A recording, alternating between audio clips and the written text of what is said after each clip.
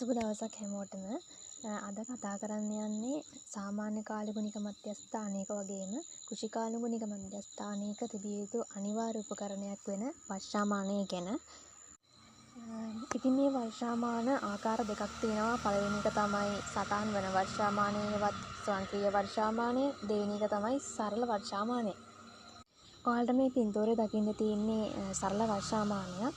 ඒකේ කොටස් වලට ගත්තොත් උඩින්ම තියෙනවා පුනීලය, ඊළඟට අභ්‍යන්තර සිලින්ඩරය, නැත්නම් ඇතුළත සිලින්ඩරය, පිටත තියෙනවා බාහිර සිලින්ඩරය, ඒ වගේම ක්‍රමාංකනය කරන ලද මිනුම් සිලින්ඩරය.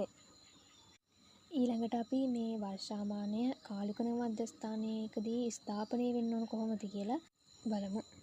මේ වර්ෂාමානයේ පිටවල තියෙන වේදිකාව සිමෙන්ති හරි කොන්ක්‍රීට් වලින් තමයි ඉදි කරලා තියෙන්නේ. වර්ෂාමානයේ වේදිකාව මත ගිල්වීම සඳහා වර්ෂාමානයේ විෂ්කම්භයට සරිලන විදිහට කුහරයක් හදලා තියෙනවා.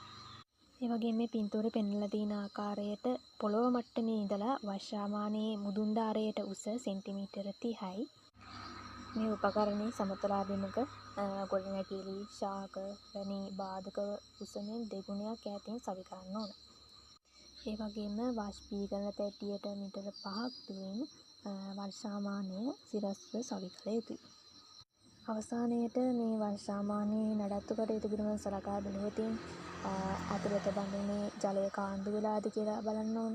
ඒ වගේම දුවිලි කුරුළු ඒ වගේ දේවල් හිර වෙලාද කියලා බලන්නත් ඕන.